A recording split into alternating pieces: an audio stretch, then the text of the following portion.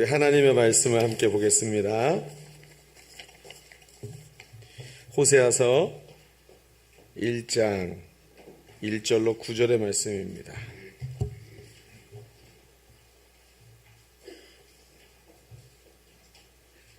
호세아서 1장 1절로 9절의 말씀.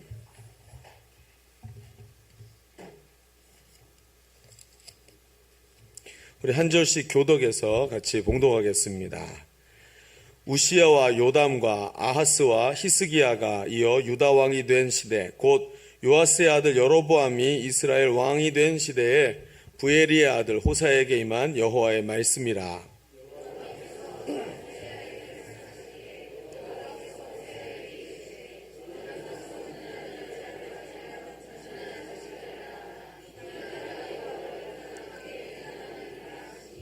이에 그가 가서 디블라임의 딸 고멜을 맞이하였더니 고멜이 임신하여 아들을 낳으매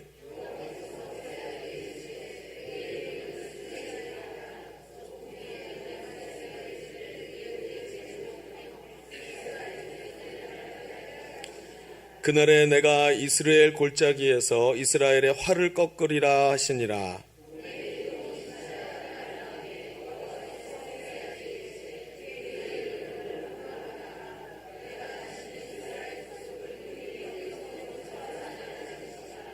그러나 내가 유다 족속을 긍휼히 여겨 그들의 하나님 여호와로 구원하겠고 활과 칼이나 전쟁이나 말과 마병으로 구원하지 아니하리라 하시니라. 우리 9절을 같이 봅니다. 여호와께서 이르시되 그의 이름을 로암미라 하라. 너희는 내 백성이 아니요 나는 너의 하나님이 되지 아니할 것임이라. 아멘. 어떤 남자가 항상 자기 그 지갑에다가 부인 사진을 지갑에 넣고 다니면서 꺼내서 자꾸 보는 거예요. 옆에 있던 친구가 그걸 보다가 물어봅니다. 이보게, 자네는 아직도 그렇게 와이프가 보고 싶은가? 왜 그렇게 사진을 가지고 다니며 보나? 하고 물어본 거예요. 그랬더니 이 친구가 대답을 합니다. 아니, 그게 아니고 아무리 골치 아픈 문제라도 이 사진을 꺼내다 보면 씻은 듯이 사라진다네. 아니, 아직도 그렇게 서로 좋아? 아니, 그게 아니라 나는 내 아내 사진을 볼 때마다 이 사람이랑도 살아왔는데 이 정도 문제야 뭐 걱정 없지 하며 위로를 받는다네 하고 얘기하는 거예요. 옆 사람에게 말해주세요. 당신을 보면 힘이 납니다. 시작. 당신을 보면 힘이 납니다. 조금만 줄여주세요. 자, 다시 한번 앞뒤로요. 주님이 당신의 힘이 되십니다. 시작. 주님이 당신의 힘이 되어주십니다. 아멘. 그래요. 여러분 주일날 이렇게 뵙고 함께 예배하는 게 우리의 축복인 줄로 믿습니다. 여러분, 사람이 견디기 힘든 것 중에 하나가 부당한 대우를 받는 것입니다. 부당한 대우를 받는 것, 그렇죠. 안타깝게도 우리가 사는 세상은 겉으로는 정의롭고 또 겉으로는 공평한 것을 말하지만 실제로는 곳곳에서 부당한 현실이 가득한 곳이 바로 우리의 삶의 현장이 아니겠습니까? 우리가 살아가는 세상의 현실입니다. 요즘 선거철이 되어서 국회의원 후보들이 자신들의 공약을 선전하기도 하고, 어제 우리 바자회 하는데 막 파란 옷 입고 빨간 옷 입고 와서 막 팔아주고 막 이런다고 왔다 갔다 하고 그러더라고요. 빨간 옷이 먼저 오나 파란 옷이 먼저 오나 봤더니 뭐 지들 마음대로 오더라고요. 와서 그러면서 자기들이 대단하다고 이런 저런 얘기들을 얘기합니다. 그런데 하나같이 빠짐없이 뭐라 그러냐면 불의한 현실을 바꿔볼 테니 저를 뽑아주십시오 라고 소리 높여 외칩니다. 또 선거철이 되었으니까 또 사람들은 그런 분들 중에 한 분을 선출하지만 많은 기대를 하지는 않는 것 같아요. 왜 그렇습니까? 이유가 있지요. 세상은 공정한 룰이 통하지 않고 언제나 배신과 반칙이 통하는 곳이라는 걸 우리는 너무나 잘 알고 있기 때문입니다. 사람은 언제나 그랬듯이 힘 있는 사람들이 불이한 이득을 취하는 곳이 세상이고, 또 정직과 성실로 살아가는 사람들이 때때로 세상에서 손해보고 바보 취급당하는 것이 우리가 살고 있는 세상의 진정한 모습이니까요. 아무리 새 사람이 나오고 바뀌어도 별 큰 이변은 없을 거다. 그게 우리가 바라보는 현실인 겁니다. 그렇다면 우리는 이 세상의 모습과 달리 우리가 바라보고 계시는 그분, 즉 우리의 하나님이 떠오르지요. 하나님은 이런 세상과는 정반대의 모습으로 우리에게 늘 신실하시고 항상 주의 사랑은 우리에게 변함없는 줄로 믿습니다. 얼마나 아름답고 귀한 일입니까? 여러분, 우리의 신앙생활을 통해서 펼쳐가게 되는 우리의 믿음의 세계, 신앙의 세계는 오히려 겉으로는 거꾸로 부당한 요구가 있는 것처럼 보일 때도 있지만 속으로 깊이 들어가면 갈수록 공평하신 하나님을 만나게 되고 고백하게 되지요. 오늘 우리가 함께 나누려고 하는 말씀의 요지가 바로 이겁니다. 공평하신 하나님입니다. 여러분, 세상과는 달리 부당한 요구를 하시는 것 같을 때가 많습니다. 이럴 때 우리는 믿음이 있기에 머리로는 그것이 타당하고 하나님 말씀이 맞습니다라고 생각하지만 마음에 불평이 없어지지 않을 때가 많지요. 현실적인 것이라서 그렇습니다. 그러나 이러한 일들은 결국을 보면, 이런 일들의 결국을 보면 우리가 이미 많이 경험했지만 이것이 타당한 요구라는 점을 결국은 인정하게 되고 하나님의 부당한 요구가 조금만 지나게 되면 하나님이 나에게 가지고 계신 선한 뜻이라는 것을 발견하게 되지요. 여러분, 우리는 우리의 경험에 비추어 보면서 오늘 말씀을 같이 보려고 합니다. 먼저는 부당한 하나님의 요구에 대해서 우리는 어떻게 받아들여야 할지, 하나님이 부당하다는 것이 아니라 내가 보기에 하나님의 요구가 부당해 보인다는 거죠. 그럴 때 우리는 이거 하나님의 말씀을 어떻게 받아들여야 할지, 그리고 어떻게 타당한 말씀으로 하나님의 말씀이 우리에게 변화되어서 다가오고 있는지, 이런 말씀들을, 이런 이야기들을 같이 두 가지 이야기들로 좀 같이 나누어 보려고 합니다. 오늘도 주보 3면을 펴보시죠. 주보 3면을 펴보시면 오늘의 말씀의 제목은 하나님의 요구가 부당하다고 느낄 때라고 이제 정해봤습니다. 우리가 두 가지 이야기를 할 텐데 첫 번째는 이런 겁니다.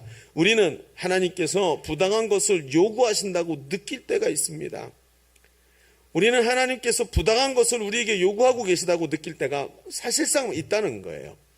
어떻게 이런 얘기가 나올까요? 여러분, 신앙생활은 장애물이 없는 탄탄대로가 아니지요. 순간순간 어려운 여정들이 기다리고 있습니다. 그것도 분명히 하나님의 뜻이고 그분의 명령을 이 길을 가게 되면 그분의 명령이기 때문에 그 길을 가야 될 때가 피할 수 없을 때가 있다는 것입니다. 여러분, 말은 쉬운데 정작 이런 상황이 닥치면 한숨이 나오지요. 어떻게 이럴 수가 있나, 이런 생각이 듭니다. 하나님, 어떻게 저에게 이런 길을 허락하십니까? 하나님의 명령은 저에게 지금 너무나 부당한 것 아닌가요? 다른 사람들은 다 평탄한 길을 걸어가는 것 같은데 왜 저에게만 유독 힘든 이런 상황을 허락해 주십니까? 피할 수 없는 운명은 도대체 왜 나에게만 있는 것입니까? 이런 이야기들이 입에서 흘러나온다는 것입니다. 오늘 본문에 호세아 선지자가 바로 그런 부당한 요구를 받고 있는 사람이 아닌가 하는 생각이 듭니다. 그것은 바로 아주 이상한 결혼에 대한 이야기를 하나님의 명령으로 들었기 때문입니다. 하나님 뭐라 그러시죠? 호세아야, 너는 가서 음란한 저 여인 고멜과 결혼해라. 그리고 음란한 자녀들을 낳아서 길러라. 여러분, 이건 좀 너무 안 맞지요? 하나님, 이게 지금 무슨 말씀입니까? 지금 이게 선지자한테 하신 말씀이란 말이에요. 보통 사람이 아니고요. 여러분, 우리는 이런 이야기들을 들으면서도 지금 여러분의 그 감동 없는 그 표정들 어찌하면 좋을지 모르겠어요. 뭐 화가 나고 분노가 나야 되지 않습니까? 예, 그렇죠. 워낙에 도를 통하신 분들이어가지고 여러분, 사실은 하나님 말씀을 이렇게 들을 때 우리는 이 얘기들을 남의 이야기로 들어서는 안 되는 것입니다. 이런 이야기를 들으면서 남의 이야기로 들으면 실감이 안 나죠. 상상의 날개를 펴시고 성경 인물의 자리에 내가 서 있는 것처럼 한번 바라보시기 바랍니다. 저는 이집트 왕자라는 애니메이션이 있죠. 거기 모세 얘기가 나오고 홍해 가르는 장면이 나오는데 그 홍해 가르는 장면을요, 아마 여태껏 영화 보면서 가장 감동적으로 봤던 것 같아요. 왜 그러냐고요? 저는 홍해가 그렇게 갈라지는 줄 몰랐거든요. 그냥 슬쩍 갈라질 줄 알았죠. 그런데 그 사람은 똑같은 성경을 읽으면서 마치 모세 옆에서 지켜본 것처럼 그림을 그리는데요. 얼마나 다이나믹하고 얼마나 힘있게 갈라지는지요. 그래서 제가 성경을 다시 펼쳐봤어요. 그러고 보니까 진짜 그렇더라고요. 양쪽에 벽이 되어 섰고요. 바람으로 하늘 휘휘 갈라내시는 모습들이 있는데 왜 나는 똑같은 걸 보면서 저런 걸 못 봤을까? 그러니 감동이 덜할 수밖에요. 하나님이 하신 일들이 눈에 안 보이는 거예요. 여러분, 오늘도 이 말씀을 들으면서 같이 호세아의 자리에 좀 서보시기 바랍니다. 호세아처럼 같이 부당하다고 생각해 보시고 호세아가 경험하고 있는 그 마음을 한번 같이 따라오면서 한번 느껴보셨으면 좋겠어요. 자, 내가 호세아가 되어서 이 명령을 들었다고 한번 생각해 보시죠. 정말 기가 막힌 명령입니다. 제가 만약에 호세아라면 대뜸 눈을 부라리면서 하나님께 따져 물었을 거예요. 하나님, 그렇죠? 그렇죠? 하나님하고 큰 눈을 뜨지 않았을까요? 여러분, 그러면서 하나님을 향해서 하나님 저에게 왜 이러시나요? 혹시 하나님 뭐 삐지신 거 있으세요? 제가 혹시 11조를 떼먹었나요? 뭐 이러면서 저 자신을 돌아다 보겠죠. 여러분, 누가 봐도 선지자 호세아에게 이 음란한 여인 디브라임의 딸 고멜과 결혼하라는 하나님의 명령을 부당하게 느낄 수밖에 없습니다. 물론 사명이 가정보다 소중하다는 것은 알고 있지만 결혼까지 희생시키면서 선지자의 길을 이상하게 걸어가게 하시는 하나님이 매정하고 독한 분으로 느껴지지 않으십니까? 전능하신 하나님 앞에서 우리의 인생은 그저 장기판에 있는 졸 하나밖에 안 된다는 그런 생각이 들도록 하나님이 막대우하시는 것 같은 생각이 드는 거예요. 하나님 거 아니니까, 하나님 안 아프시니까 막 던지시는 거 아니냔 말이죠. 그래서 우리는 굴곡 있는 우리의 인생길에서 고멜과 결혼하라는 명령을 하시는 하나님에 대한 고민이 시작될 수밖에 없습니다. 이런 굴곡을 명령하신 분이 하나님이시니까 말이죠. 자, 이제 우리가 좀 이걸 여기서 좀 생각을 좀 같이 몰아가 봐야 할 부분이 있습니다. 여러분, 가만히 생각을 제가 말씀드리는 대로 같이 한번 끌고 와 보십시오. 아마 이런 부당한 명령을 받았으면 누구도 왜 이런 명령을 하시는지에 대해서 섣불리 대답을 할 수는 없을 것입니다. 누구도 이런 문제를 풀 수 없는 거예요. 누구도 하나님이 던지시는 이해할 수 없는 불행 앞에서, 이런 명령 앞에서 결국 우리는 그 질문에 자신 있게 대답할 사람이 한 사람도 없다는 거예요. 왜요? 똑같이 인생 안에 살고 있으니까요. 그러면 우리가 알 수 없는 얘기들을 가지고 머리 끙끙 매고 있는 게 아니라 생각을 좀 바꿔서 다른 입장에서 봐야 되겠죠. 어떻게 해요? 어떻게 하나님께서 이런 명령을 하실 수 있습니까? 라는 질문이 아니라 하나님 이 명령 앞에서 호세아는 어떤 태도를 보이고 있는가 하는 것이 훨씬 더 우리가 바라볼 수 있는 타당한 안목이 되겠죠. 왜요? 호세아는 이 명령을 받으면서 어떤 반응을 하고 있고 그도 우리와 똑같은 사람이니까요. 여러분, 그러면 그의 생각과 그의 행동을 보면서 무엇인가 우리가 찾아낼 수 있는 단초가 있지 않겠습니까? 여러분, 그것에 초점을 맞춰서 그 상황, 즉 뭐지요? 하나님 명령 앞에서 호세아는 어떤 태도를 보이고 있는가에 초점을 맞춰서 오늘 상황과 말씀을 좀 같이 깊이 보십시오. 호세아는 이 부당해 보이는 명령에 대해서 어떤 반응을 보이고 있습니까? 본문에서 분명히 밝히고 있지는 않지만 우리는 호세아가 큰 문제 없이 하나님의 이 명령을 받아들였을 것이라고 생각해도 여러분 무방할 정도로 성경이 보여줍니다. 왜요? 호세아는 분명히 그 명령에 순종해서 갔단 말이에요. 그리고 성경은 호세아가 요나처럼 도망갔더라, 뭐 물고기를 타고 도망갔더라, 뭐 이런 얘기 없지 않습니까? 그냥 가서 하라 하신 대로 했단 말이에요. 여러분, 호세아는 하나님이 자신이 고멜과 결혼하라는 것을 통해 이스라엘 백성을 향해 주시려는 강력한 교훈과 메시지를 자기 몸으로 전달하기 위해 달려갔다는 것입니다. 이 지점이 중요한 것이죠. 이게 본문의 초점입니다. 무슨 얘기일까요? 호세아에게 이 결혼을 명령하시는 하나님의 명령이 부당하다는 데 말씀에 초점을 두어서는 안 된다는 겁니다. 오히려 이 불합리해 보이는 명령 앞에서 가장 큰 피해자가 될 수 있는 호세아가 순순히 순종하는 이유가 뭘까요? 그게 오늘 우리가 생각해 봐야 되는 거 아닐까요? 여러분, 이상하지 않습니까? 호세아가 아무 생각이 없는 것일까요? 왜 그는 이 명령에 그냥 순순히 갔을까요? 어떻게 이런 쉽지 않은 명령에 순종하고 하나님의 계획을 실천에 옮길 수 있었을까요? 답부터 말합시다. 답은요, 굉장히 간단합니다. 호세아가 하나님의 이런 명령이 부당하다고 느끼고 있지 않고 있기 때문입니다. 하나님이 주신 이 명령이 부당하지 않다고 느끼고 있다는 거예요. 여러분, 다시 말해서 호세아가 하나님의 명령을 부당하게 느끼지 않는 이유는 호세아가 가진 자기 인생의 목적이 하나님 말씀을 전하는 통로가 되고 싶은 뜨거운 열정이 있었다는 것이죠. 호세아는 선지자였습니다. 호세아의 삶의 목적이 개인적 야망이나 개인적 비전의 성취가 아니라 하나님의 뜻을 이루는 데 있었기 때문입니다. 여러분, 저는 지금도 선교를 떠나는 분들의 마음이 잘 이해가 안 됩니다. 저는 선교에 대한 은사가 없기 때문에 그렇죠. 어제도요, 우리 교회에서 함께 사역하던 오승환 목사님으로부터 선교 편지가 왔습니다. 척박한 곳에 가서 얼마나 열심히 하나님의 일들을 감당하느라고 애쓰고 있는지 아주 잘 나타나 있는 것 같았습니다. 여러분, 거기에 보니까 저는 그런데 못 살 것 같아요. 풀 한 폭이 나지 않는 그 메마른 땅에서 얼마나 열심히 하고 있는지 참 마음이 짠했습니다. 여러분, 그분의 마음에 뭐지요? 그런 선교사님들의 마음에 뭐가 있는 것입니까? 가서 하나님의 마음을 받고 나니까 가서 전하고 싶은 거예요. 우리는 일반 사람들은 이해할 수 없는 하나님의 부르심이 있는 사람들이죠. 여러분 얼마 전에 몇 년 전에 참 가슴 아프게도 세월호 사건이 일어났었죠. 그 사건이 지나가고 몇 년이 흘렀지만 지금도 여전히 그 세월호 사건을 붙잡고 계속해서 사람들에게 뭔가 메시지를 전하려고 하는 사람들이 서 있지 않습니까? 그분들이 어떤 분들인가요? 그냥 정신 나가면 미친 사람들입니까? 아닙니다. 뭔가 이 메시지를 계속해서 사람들에게 떠올려야만 한다는 사명이 있으니까 가서 자기 생업 중간에 있는 시간들을 쪼개서 가서 그렇게 시위를 하고 사람들에게 자꾸 일깨우려고 하는 사람들이 있더라는 거예요. 그런 분들이 있다는 것입니다. 여러분 그렇습니다. 이 호세아 자신의 계획이 자신의 방식으로 이루어지는 것이 아니라 하나님의 계획이 하나님의 방식을 가지고 나를 통해서 이루어진다는 것을 알고 있었던 거예요. 호세아는 바로 그런 일에 사용되는 송수관, 하나님이 물을 보내시는 송수관이 되는 것이 자신의 삶의 의미라고 생각을 하고 있었던 것입니다.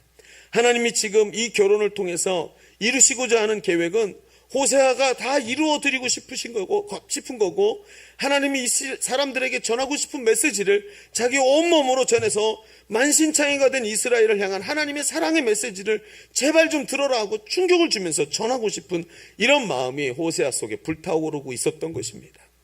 자신이 바로 이런 음란한 여인을 사랑해서 그 여인과 충격적으로 결혼하는 그런 일을 통해서 말이지요. 여러분 호세아 시대의 이스라엘은요 영적인 고멜과 같은 영적인 상황을 가지고 있었습니다. 아주 음란했지요. 자신을 사랑하시는 하나님을 버리고 자기 만족을 위해 이방 나라들과 손잡고 음란하게 우상을 숭배하고 그런 자리에서 하나님을 버리고 등지고 떠나버렸습니다. 이런 이스라엘에게 소망을 발견하기가 어렵지요. 심지어요 하나님은 그들과 함께 자녀를 낳고 세 자녀의 이름을 통해서 그들이 얼마나 폐역했고 얼마나 그들이 지금 구자불능 상태에 빠져 있는지를 말해주라고 주님이 함께 얘기하고 계시지 않습니까? 세 자녀의 이름을 보십시오. 이 세 자녀의 이름을 보면요 설상가상입니다. 이런 음란한 고멜의 삶과 같은 이스라엘이 얻게 될 결과물이 이 세 자녀의 이름에서 나타납니다. 첫 번째가 아들이죠. 이름이 이스르엘입니다. 하나님이 예후의 집을 심판하시겠다. 이스라엘에게 그들이 지켜줄 왕이 없어졌다라는 뜻이에요. 그런 자기들이 기대던 정치 세력도 싹 사라지고 이제는 예후의 집을 심판하니까 왕족이 다 끊어져 버리는 거예요.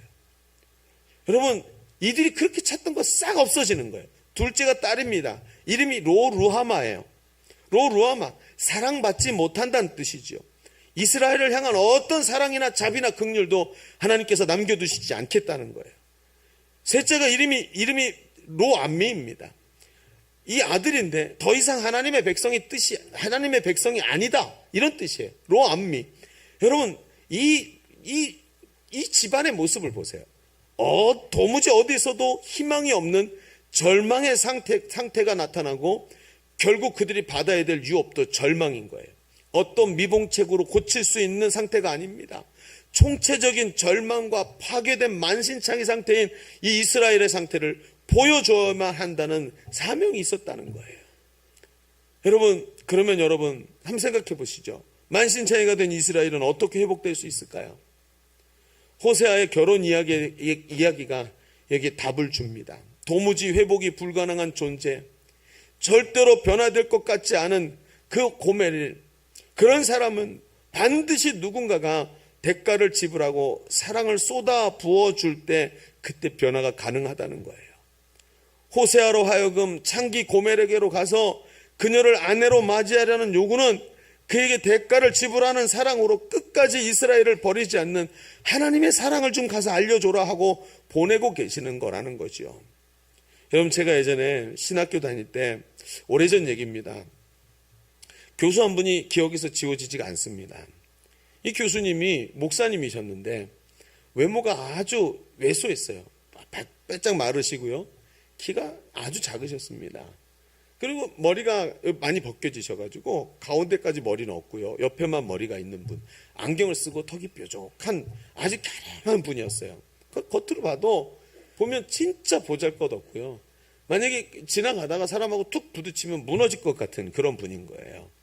그런데 이분이 수업을 진행하면서 중간중간에 자기 삶의 이야기들을 쭉쭉 들려주시는 걸 저희가 이제 들었어요. 그걸 종합해 보면 이런 얘기입니다. 이 목사님이 결혼하셔가지고 첫째 아기를 가지신 거예요. 아이가 태중에서 잘 자라고 있는데 어느 날 병원에 갔더니 의사가 이 부부에게 말을 합니다. 이 태중에는 아기가 장애가 있습니다. 심각합니다. 장애 수치가 거의 100에 가깝습니다. 하고 얘기를 한 거예요. 어떻게 해야 되죠? 왜 장애 검사하죠? 장애 검사 왜 하죠? 그렇죠. 바로 그걸 위해서 하는 겁니다. 그런데 이 목사님이 이 충격적인 얘기를 듣고 엎드려서 기도하면서 부부가 다 하나님 주신 생명이니 받아라. 의미가 있다. 하나님의 뜻이 있다 하는 것을 같이 기도응답으로 받으신 거예요. 그래서 아이를 포기하지 못하고 하나님이 주신 생명이라 낳았어요. 낳았는데 아니나 다를까 뇌성마비인 거예요. 아이가 태어나자마자부터 시작해서 꼼짝도 못하고 제대로 울지도 못하는 거예요. 꼬부라져 있는 이 핏덩이를 안고 정말 많이 울었다고 합니다. 그러나 이 아이를 사랑하면서 어렵게 아이를 사랑하면서 부부가 키워냈어요. 아이가 좀 자라서 젖을 떼고 아이가 조금 이렇게 움직이기 시작할 때 참 감사하게도 둘째를 임신하게 된 거예요. 그래서 둘째를 잘 임신해서 아이가 뱃속에서 잘 자라고 있는데 병원에 갔더니 청천벽력 같은 소리를 또 하는 거예요. 이 아이도 여전히 똑같이 장애 지수가 굉장히 높습니다. 얼마나 기가 막혔을까요? 상황이 무너지는 상황 아닙니까? 첫 아이를 키우면서 그 장애아를 키우는 게 얼마나 힘든 건지 가슴 아픈 일인지 너무나 잘 아는 상황이에요. 그런데 이분이 하나님의 뜻을 모르겠지만 하나님이 주신 아이인데 둘째 아이를 놓고 첫째 아이도 힘든데 둘째 아이를 어떻게 할까 고민하는데 하나님이 뭘 고민하냐? 첫째 아이와 똑같다 하고 응답을 주시는 거예요. 그럼 어떻게 합니까? 둘째 아이를 낳았습니다. 생명이니까요. 하나님이 확신을 주셔서 낳았습니다. 둘째 아이도요, 얼마나 기가 막힌지 똑같이 뇌성마비를 가지고 두 아이가 태어나서 자라납니다. 그리고 1살, 2살, 5살, 6살 때는 어리니까. 그런데 있잖아요. 아이가 큰 거예요. 20살, 25살 넘어가는 거예요. 근데 이분이 수업 시간 어느 날 간증을 하는 거예요. 여러분, 저는요, 집에 가면 제가 설교하기 위해서 준비하고 설교하고 목회하는 이외에 모든 삶을 전부 다 이 아이들에게 써야 합니다. 아이들 밥 먹이고요, 옷 입히고요, 씻기고요. 그리고 대소변을 제대로 못 가리고 못 움직이니까 부부가 나가서 일을 하고 그러면 방 안에다 그냥 다 싸놓는 거예요. 다 정리하고요. 얼마나 고생스러운 삶을 사는지 그냥 보기에도 너무너무 가슴 아픈 거예요. 그런데 그러시는 거예요. 어느 날 집에 가니까 아이들이 일어나고 부모가 힘드니까 자기들이 어떻게 해보려고 화장실 가려고 안 되는 발걸음을 뛰다가 넘어졌는데 옆에 있는 유리로 된 장식장에 넘어진 거예요. 유리가 같이 깨졌는데 이 유리가 예리하게 깨진 이 유리에 그냥 배가 푹 찔려가지고요. 배가 관통을 해갖고 이 장이 터져버린 거예요. 이런 일이 벌어져갖고 막 아이를 끌어안고 막 병원에 가고 간신히 살려내고 또 화장실을 가려고 하다가 그냥 화장실에 넘어져갖고 엎어졌는데 이빨이 다 망가진 거예요. 다 부러지고 막 이래가지고 얼마나 고생하고 고통했는지 말도 못하는 거예요. 그러면서 이런 자녀들 둘을 세우기는요 어떻게 서요? 양육하기 위해서 인생의 꿈을 다 접어야 하는 그 목사님의 삶이 구구절절히 간증으로 나오는데 수업을 듣는 건지 눈물을 닦는 건지 저희는 정말 막 그 수업만 되면 가슴이 아팠어요. 그런데 이 목사님이 어느 날 이런 얘기를 하는 거예요. 여러분, 내가 이 아이들을 사랑하고 제가 이 아이들을 기를 수 있는 건 하나님이 저에게 큰 사랑을 주셨기 때문이에요. 제가 이 아이들을 사랑하고 삶을 바치니까요, 이 아이들이 버려진 인생이 되지 않더라고요. 이 아이들이 사랑을 받으니까 버려진 인생이 되지 않고 하나님 앞에서 자라나더라는 거예요. 그 뇌성마비 환자들이 하나님 앞에서 믿음으로 자라나더라는 거예요. 제가 그 얘기를 들으면서 정말 많은 생각을 했습니다. 여러분, 이 목사님은 자신이 이 아이들에게 쏟는 사랑과는 비교도 할 수 없는 하나님의 사랑을 자기가 받았다고 합니다. 이 아이들을 섬기면서 하나님이 이런 중증 장애를 앓고 있는 것 같이 죄에 사로잡혀서 죽음을 향해 가는 가망 없는 나를 위해서, 가치 없는 나를 위해서 그 귀하고 존귀한 왜 예수님을 버리셔야 했는가에 대해서 너무나 깊이 생각할 수밖에 없었대요. 여러분, 하나님의 사랑이요, 가망 없는 죄인을 사랑하셔서 구속하시는 아버지의 은혜를 조금은 알게 되었다고 이야기하시는 거예요. 여러분, 세상에 아픔 없는 사랑은 없습니다. 사람을 변화시키는 사랑에는 반드시 지불해야 하는 수고와 눈물과 인내와 그리고 용기가 필요한 겁니다. 반드시 먼저 성숙한 지점에 있는, 거기에 서 있는 사람들 가운데 누군가가 아직도 하나님을 알지 못하고 아직도 사람들을 향해 가슴앓이를 하게 만드는 그 사람을 사랑으로 섬겨야만 하고 그 사람을 눈물과 인내로 기도해야만 그 패역한 인생이 돌아오는 거예요. 그 눈물이 쌓이지 않고는 한 사람도 돌아올 수 없다는 것입니다. 여러분, 이 호세아서의 말씀은 하나님께서 고멜과 비유되고 있는 이 패역한 이스라엘, 마치 이 이스라엘과 같은 우리의 삶을 어떤 고통과 아픔을 지불하시고라도 구원하시겠다는 우리를 향한, 나를 향한, 여러분을 향한 말씀이라는 거예요. 거기 버려져 있지 말라는 거예요. 하나님은 지금도 그 가치를 당신을 위해 지불하셨다는 것입니다. 거기 앉아있지 말라고 주님이 말씀하시는 거예요. 그 메시지의 절정이 바로 하나님이 지불하신 대가의 극치인 십자가입니다. 그 십자가에서 물과 피를 다 쏟으시면서까지 대가를 다 지불하시고 끝없는 사랑을 우리에게 보여주시면서 내가 너를 위해 이렇게 흘렸다 하고 보여주고 계시는 거예요. 여러분, 호세아가 고멜을 위하여 할 수 있는 것이 남편이 되어주는 것이었다면 예수님은 고멜과 같은 가망성 없는 우리를 위하여 해주신 것이 죽음의 길을 자원해서 걸어가신 것입니다. 호세아는 바로 이런 하나님의 마음을 알았던 것입니다. 그런 하나님의 메시지를 그 마음에 품고 이 메시지를 전달하고 싶은 통로가 되는 것이 호세아의 불붙는 듯한 마음이었어요. 고멜과 결혼한 것은 호세아 인생의 목표가 무엇인지를 우리에게 말해주고 있는 것입니다. 여러분, 지지난주에 말씀의 주제와 같이 내 인생의 목표가 나의 비전을 나의 방식으로 이루는 데 있지 아니하고 하나님의 비전을 하나님의 방식으로 이루는 데 있다고 고백하는 거예요. 여러분, 지난주에도요, 많은 분들이 행복 모임에서 베스트를 섬기고 또 행복 모임에 초청해서 예수 그리스도를 영접하게 하고 구원의 반열에 서게 하는 감격스러운 보고들이 들어오는 것을 보았습니다. 그러나 모든 보고가 그렇게 잘 되고 있다고 말하지 않아요. 어떤 분은 전도하다가 사람들의 경멸의 눈초리로 자기를 쳐다보고 이를 가는 눈빛을 바라보기도 했고요. 베스트를 섬기기가 정말로 어렵고 힘들고 그 베스트가 변화되지 않아서 그 집에 찾아갔는데 문도 열어주지 않고 말할 용기도 없으니까 집 앞에 서서 문고리를 붙잡고 문손잡이 붙잡고 하나님, 이 집안에 들어있는 사람들이 변화되게 해주십시오 하고 한참을 기도하다가 왔다고 하는 이야기들을 들으면서 하나님이 우리 인생에 하나님의 기뻐하시는 일을 위해 그분의 마음을 가지고 안 되는 사람들을 그 마음을 가지고 사랑하면서 이 길을 달려가는 것이 얼마나 소중한 일인지를 깨닫게 되는 거예요. 여러분, 한 사람을 소중히 여기시는 하나님의 그 마음을 가지시기 바랍니다. 그 마음이 오늘도 우리의 가슴을 울리고 있다는 것입니다. 여러분, 당신의 인생의 목적은 무엇입니까? 오늘도 부당하게 느껴지는 하나님의 요구를 어떻게 받아 반응하고 계십니까? 저렇게 변화되지 않고 핍박하고 있는 남편과 함께 살면서 밤마다 그 남편과 어제도 그렇게 핍박받아서 고통스러웠는데 그 남편과 함께 잠을 자면서 하나님, 내 옆에 있는 이 남편을 어떻게 하면 좋습니까? 하면서 주님 앞에 기도하고 있으면서 하나님의 그 사랑과 또 하나님의 그 부당하게 느껴지는 요구에 여러분은 어떻게 반응하고 계십니까?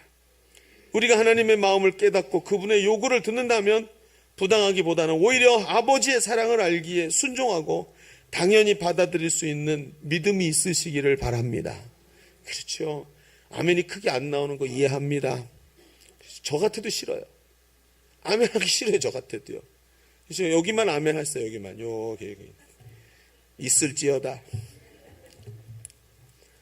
여러분, 오늘 우리는요, 지금까지 호세아에게 부당한 요구를 하시는 하나님에 대하여 말씀을 나누어 보았습니다. 하나님은 이 부당한 요구를 하시는 것이 아니라 하나님의 뜻을 우리에게 전달하시는 것을 우리가 어떻게 받아들이고 순종하느냐가 더 중요하다라는 뜻입니다.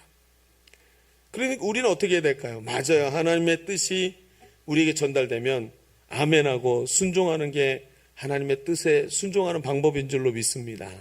그렇죠. 또 여전히 여기만 커요. 네. 그런데 여러분 생각해 보세요. 그것이 예수 그리스도를 따르는 그분 제자의 삶이고 하나님 아버지의 자녀여 백성의 삶인 걸 알아요. 그런데 여러분 지금 제가 왜 자꾸 아멘 아멘을 얘기했냐 하면 억지로 아멘 하면 안 되는 거죠. 지금 제가 여러분에게 계속 억지로 아멘 해도 안 나오는 건 뭐 어쩔 수 없는 건데요. 근데 중요한 것이 그거예요. 억지로 그럼 가면 되냐는 거예요. 그러니까 하나님 말씀이니까 억지로 가면 됩니까?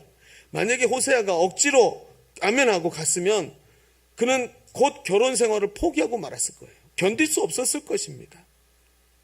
매일 정신 차리지 못하고 다시 옛날로 돌아가서 엉뚱한 짓을 하고 아침에 돼서 돌아오는 그 고매를 보면서 하나님에 대한 원망이 극치에 다다르지 않았을까요? 여러분 그런 고매를 보면서 마주 앉아서 밥이라도 먹고 싶을까요? 여러분 옆에 앉아서 숨 쉬고 있는 걸 그냥 옆에 있던 망치를 들어서 막 확 이렇게 이런 느낌이 안 들까요? 이 시대 어떤 시대인데요? 여러분 정말 억지로 하면 될까요?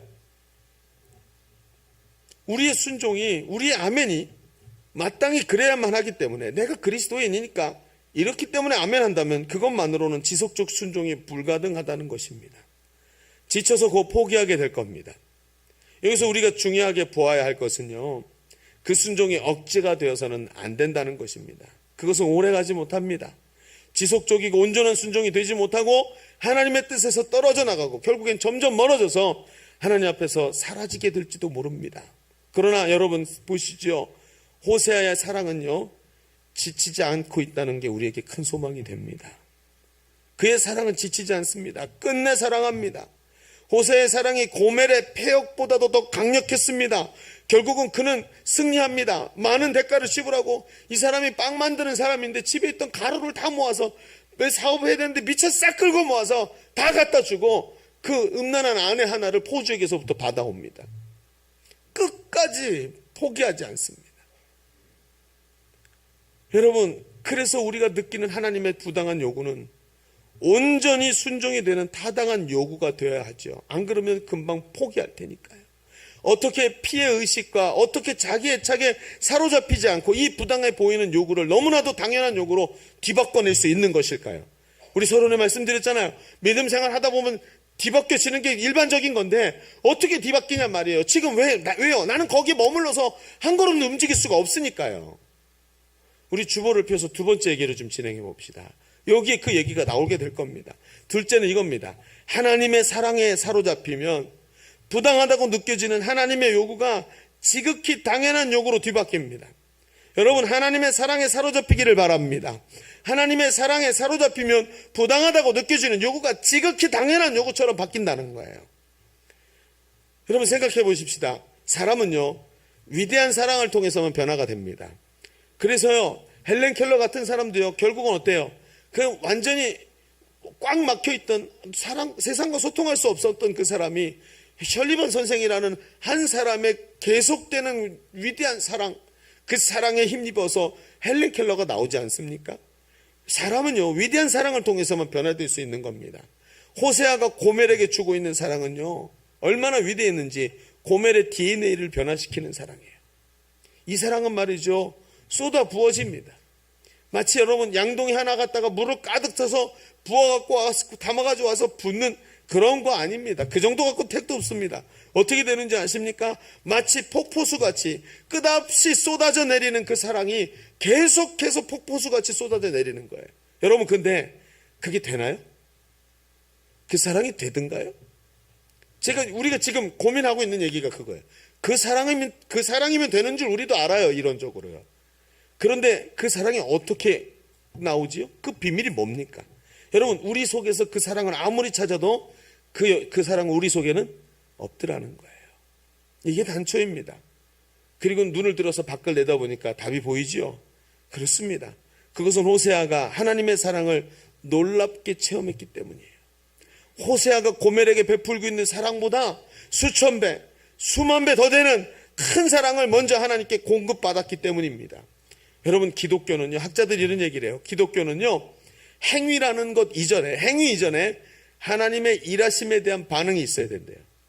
하나님의 일하심에 있는 반응이 있어야 행위가 된다고 얘기합니다. 무슨 얘기죠? 하나님의 일하심을 체험하고 그 체험에 대한 반응으로 행동이 나오는 게 기독교라는 거예요. 고멜을 사랑하라는 명령이죠. 그런데 고멜을 사랑하라는 명령 이전에 하나님께서 고멜 같은 저를 사랑하셨습니다라는 고백이 먼저 있어야 된다는 거예요. 여러분, 우리는 먼저 고멜에게 가라는 부당한 명령을 순종하기 전에 하나님 앞에서 자신이 고멜로 서야 하는 것입니다. 그래서 실제로 호세아가 그 부인 고멜보다도 더 추악한 고멜로 하나님 앞에 자기 자신이 서게 될 때, 하나님, 내가 저 고멜보다도 더 추악한 자입니다 하고 하나님 앞에 서게 될 때 그는 넉넉히 자신의 사랑이 필요한 그 여인 고멜을 상대할 수 있었던 것입니다. 여러분, 호세아는 결코 하나님의 명령을 억압적으로 받아들인 게 아닙니다. 하라고 강권하셨기 때문에 한 게 아닙니다. 하나님 앞에서 고멜보다 더 고멜 같은 자신을 발견한 것입니다. 그리고 나 때문에 멍들어 있는 하나님의 가슴을 보았습니다. 그리고 뜨거운 눈물이 터져 나오는 것이죠. 그리고 호세아는 그 자리에서 나를 위해서 그렇게 멍울이치도록 가슴 아프셨던 주님의 명령, 주님의 사랑을 붙잡고 그 명령에 순복하게 되는 것입니다. 그 사랑에 대한 감격이 정말로 용서할 수 없는 고멜을 용서하게 만들고, 그 사랑이 계속해서 내 삶에 끊임없이 폭포수가 흘러내리니까 그 사랑을 흘려보내서 고멜에게 또 사랑으로 보내줄 수 있는 거예요. 여러분, 받지 못하면 줄 수 없는 거예요. 오늘도 왜 여기가 끊어지는 줄 아십니까? 이게 끊어졌기 때문에 여기가 끊어지는 거예요.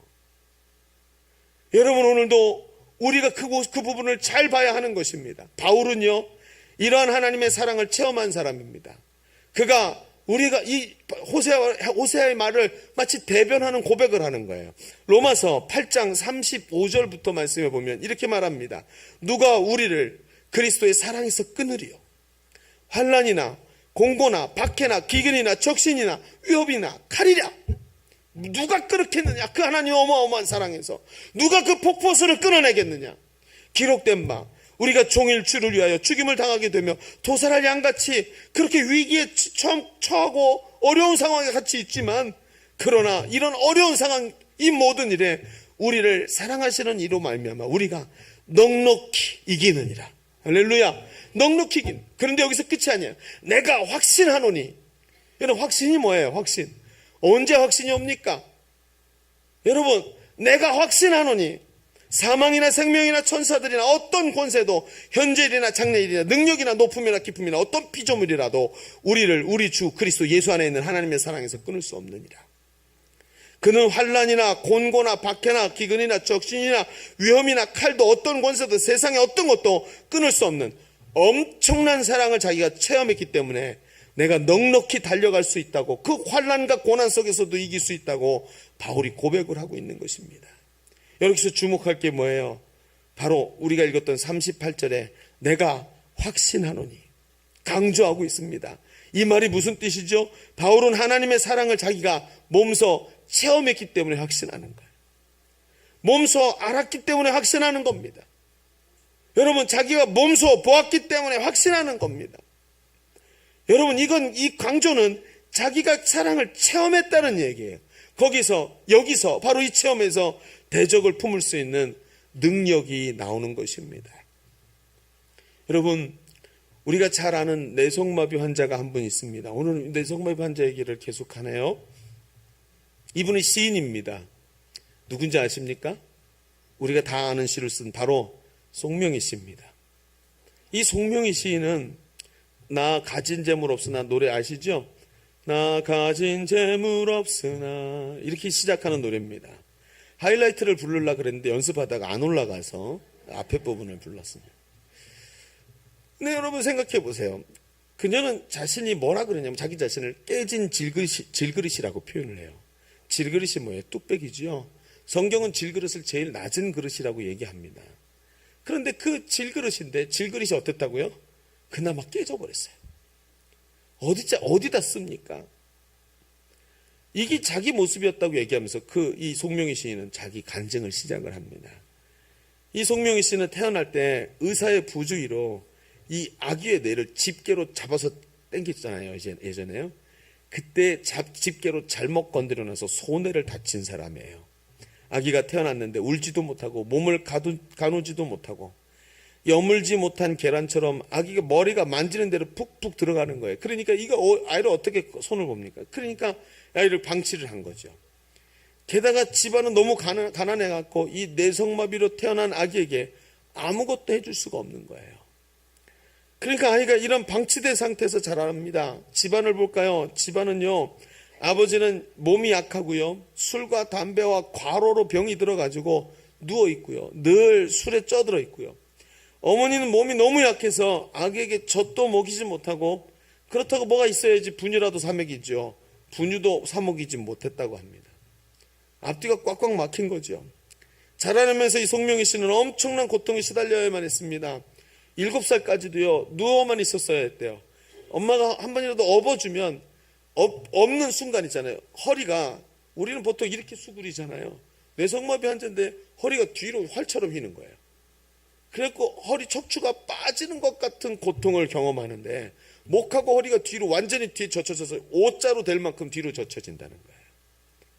근데 이게 7살 때 얘기거든요. 근데 송명희 씨가 나중에 30대에 간증을 하는데 얼마나 그 고통이 심했는지 지금도 선명하게 기억이 난다고 얘기해요. 7살 때 고통이. 그런 고통 속에서 시달리면서 자라나는 거예요. 그러면서 그 시달림 속에서 너무 고통스러우니까 어머니에게 하지 못할 말을 하는 거예요. 엄마, 왜 나를 낳냐? 엄마 몸이 약해서 유산도 여러 번 했는데 왜 나는 유산하지 않고 태어나서 내를 이렇게 힘들게 만드냐고 엄마를 저주하는 거예요. 말도 못했다고 합니다. 아무것도 해줄 수 없는 부모에게 화가 나고 자신의 모습에 화가 남다고 합니다. 자신을 이렇게 만들어 놓으신 하나님을 향해 원명과 불평이 막 쏟아져 나오는 거예요. 그런데 송명희 씨가 16살 되던 해 극한 절망에 빠져 있었다고 합니다. 그렇죠. 그럴 수밖에, 여고생 시절 아닙니까? 여고생인데 자기의 모습을 보니까 극한 절망에 빠질 수밖에요. 할 수 있는 건 주일날 교회 가서 한 번씩 예배 드리는 것밖에 없었는데 어느 날 예배 드리다가 귓전에 한 구절의 말씀이 들려왔다고 합니다. 마태복음 11장 26절의 말씀. 천지의 주제이신 아버지여, 이것을 지혜롭고 슬기 있는 자들에게 숨기시고 어린아이들에게는 나타내심을 감사하나이다. 이 말씀이 귀에 딱 꽂히는데 빠져나가질 않는 거예요. 어린아이가 누굽니까? 자기예요.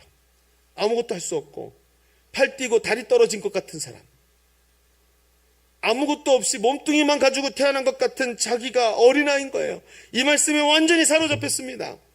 팔이 잘려진 것 같고 다리가 잘려진 것 같은 나에게 어린아이라고 말씀하시는 이 말씀에 사로잡혀서 하나님 앞에 엎드려서 기도를 하기 시작했는데, 하나님, 나는 하나님 만나야 됩니다. 하나님 말고는 나에게 이런 얘기 해준 사람이 없습니다 하고 만나달라고 강력히 요청을 하는 거예요.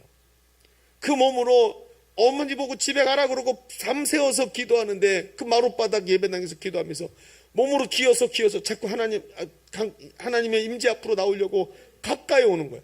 와가지고 더 가까이서 강대상 밑으로 기어 들어가서라도 기도해야 되겠다고 하나님의 임재 가운데 들어가려고 눈물로 고통 속에 기도했다고 합니다. 그런데요, 하나님이 그녀에게 말씀으로 임하시기 시작하는 거예요. 환상으로 임하시기 시작하고요, 그에게 회개의 영을 부어주셔서 회개가 시작됩니다. 내가 죄인이라는 걸 고백하면서 회개하기 시작하는데 통곡이 일어나고 회복이 일어나기 시작하는 거예요. 그리고 하나님을 인격적으로 만나고, 그 회복된 기간이 오래 걸렸지만 깊은 회복 속에서 하나님을 봅니다. 하루 종일 깨어있는 시간 내내 5시간을 기도하고 나머지는 거의 대부분 성경을 읽었다고 합니다. 하루에 5시간 기도하고 성경을 읽으니까 하나님이 보이기 시작하는 거예요. 하나님이 이런 분이구나. 그리고는 하나님을 인격적으로 만나고 회복된 그녀가 글을 쓰기 시작하는 거예요.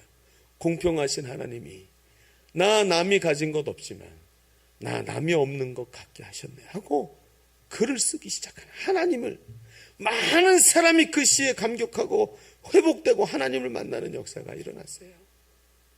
제가 송명희 시인의 간증을 들으면서 제일 가슴 아팠던 대목이 뭐냐 하면 이겁니다. 이 송명희 시인이 20대 때 교회 나가면서 청년부 활동을 하면서 뭐 활동을 했겠습니까? 휠체어에 앉아 있었겠죠. 그런데 너무나도 이게 감사한 일인지 가슴 아픈 일인지 사랑하는 사람이 생긴 거예요. 앞에 사랑하는 사람이 있는데 사랑한다고 고백을 못하는 겁니다. 고백하면 저 사람이 착한 사람인데 너무너무 괴로워할 게 불보듯 뻔한 거예요.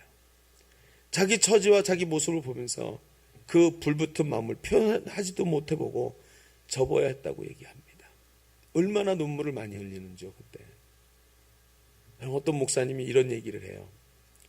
송명이가 하나님이 공평하다고 말하면 하나님은 공평한 거다.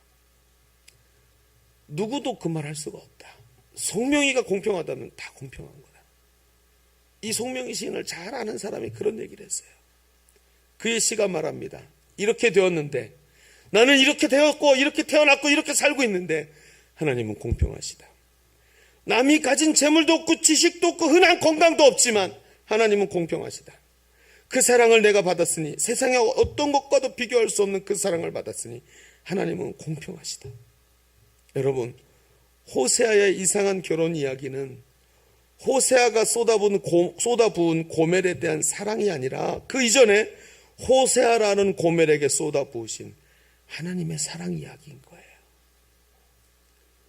오늘 이런 강력한 사랑을 체험한 호세아에게 고멜을 끌어안는 것은 그리 어려운 명령이 아니었다는 것입니다. 하나님의 사랑은 위대한 것입니다. 여러분, 이런 위대한 사랑을 체험하시기를 바랍니다. 하나님은 사랑이시고 이 하나님의 사랑이 없어지고 체험이 사라지니까 고멜은 고사하고 내 삶이 버거워지지 않습니까? 그 폭포수 같은 사랑이 없어지니까 하나님을 내 삶이 버거워질 만큼 아무 어떤 곳에도 사랑이 흘러나가지 않는 우리의 모습을 지금 우리가 바라보고 있는 것은 아닙니까? 여러분, 의문이 들 때마다 오늘 혹시 하나님의 요구가 너무 불공평하다고 느껴지지 않습니까? 나의 삶을 향해서 말이죠.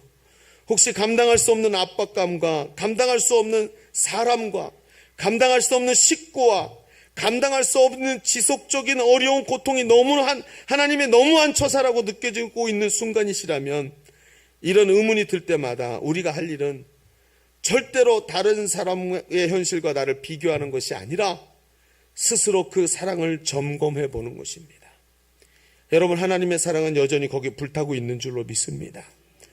여러분, 주님의 사랑에 붙잡혀 있는지 점검해 봐야 되는 거예요. 내가 지금 밤이어서 깜깜한 어둠이라고 태양이 없어진 게 아닙니다. 태양은 여전히 저기 있는 겁니다. 내가 그 태양을 향해서 돌았을 때 그 태양은 여전히 나에게 강력한 능력으로 다가오는 것입니다. 오늘 그 사랑에 사로잡힐 때 바울과 같이 이 모든 일에 넉넉히 이긴다고 말할 수 있고 넉넉히 우리 앞에 있는 고멜들을 끌어안을 수 있는 진정한 믿음의 승리가 우리에게 있게 될 줄로 믿습니다. 우리 기도하겠습니다. 오늘 말씀을 꽉 붙잡으십시오. 하나님, 불공평하다고 말하기 전에 점검하게 해주십시오. 하나님의 은혜를 깨닫게 해주십시오. 우리 오늘 말씀 붙잡고 한번 우리 마음을 모아서 우리 하나님 앞에 간절한 마음으로 우리 한번 기도하겠습니다. 아버지 하나님, 주님의 은혜를 감사합니다. 하나님, 주의 성령의 인도하심 만나기 원합니다. 주님 아버지, 주님 아버지, 성령 안에서 깨닫게 하시고 주의 은혜 안에서 길을 간절히 바라보고 주님 하시옵소서. 주여, 주여, 주여, 주여, 주여, 주여, 하나님의 은혜가 있고 주여, 주여, 주여, 아버지 주의 은혜가 아버지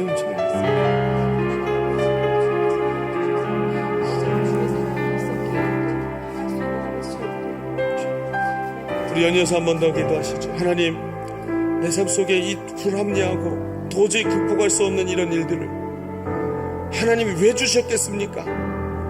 얼굴만 봐도 분노가 치밀어 오는 그 사람을 내 옆에 왜 세워놓으셨겠습니까? 혹시 하나님 내게 부어주신 그 사랑이 부족한 것이 아니라 내가 그 사랑을 잃어버리고 있는 것은 아닙니까? 하나님, 내 옆에 있는 고멜을 품을 수 있는 능력을 나에게 다시 한번 허락하여 주옵소서. 고멜과 같은 내 인생을 하나님 앞에서 다시 회복시켜 주시옵시고 그 사랑을 깨닫고 일어나는 나의 삶이 되게 하여 주옵소서. 우리 같이 한번 주님 부르고 기도합니다. 주여.